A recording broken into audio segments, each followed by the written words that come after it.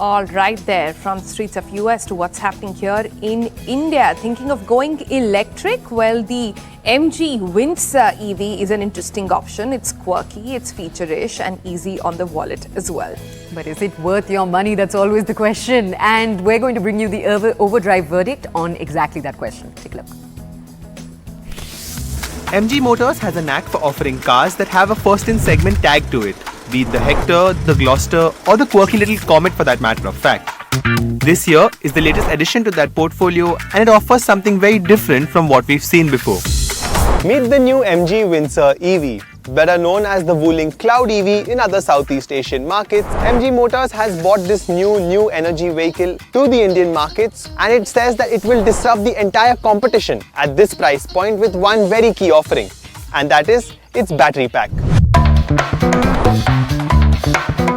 Now before I tell you more about this battery pack, let's quickly talk about the design, because let's face it, MG does not do ordinary. So just like the Comet, you don't get a very big bonnet up front and you get this LED DRL up here, and the actual headlamp housing is in the lower bumper.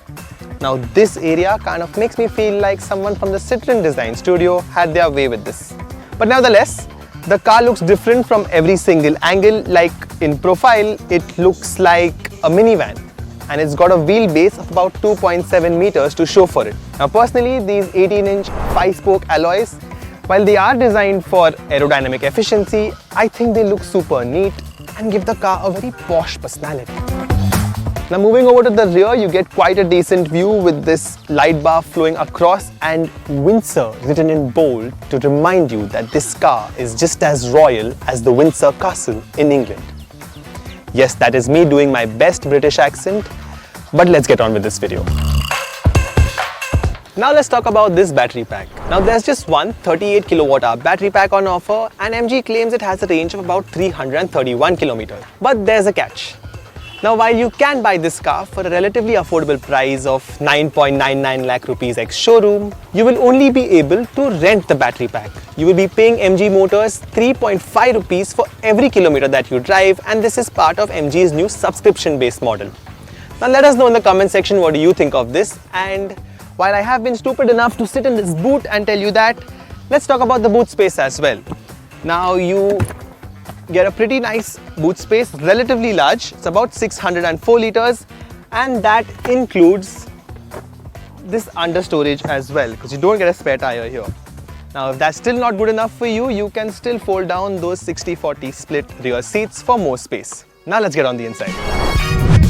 Now at the time of shooting, MG hasn't revealed the prices of the top-end Essence variant, which is what we have here. But even then, this is quite a lavish cabin. You get some soft touch materials, but most of everything used around is plastic, but it is expensive. It feels very expensive. Like even these gold elements around the cabin, it really complements this all black cabin, especially the ones around the speaker grills. Now in terms of storage, you get quite a bit of storage here. There's some here, you even get some cup holders, and my favorite cup holder though is here, which you can use to keep your coffee or water, or in the case of my unhealthy lifestyle, a pack of Pringles. Now let's talk about the elephant in the room, the literal elephant in the room. So everything is buried into this 15.6-inch touchscreen, and you can clearly see that MG has put a lot of effort into it. The Hector's touchscreen, it lagged a little bit, it wasn't the best, but that's not the case here. This new one here in the Windsor is quite slick, it's fast, it responds to every touch, and I personally quite like it. My only complaint would be that it's probably a little confusing to use on the go, but at least the AC control sits separately here. The Windsor is offered in 4 shades: turquoise green, pearl white, clay beige and starburst black.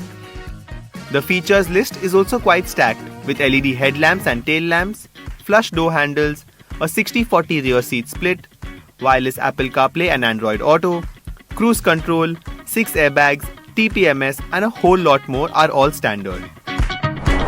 You will have to step up to the higher variants if you prefer the 18-inch alloys, leatherette seats, the 15.6-inch touchscreen, a wireless charger, a 360-degree camera, ambient lighting, the Infinity 9-speaker audio system, the massive glass roof and a 7.4 kWh AC charger.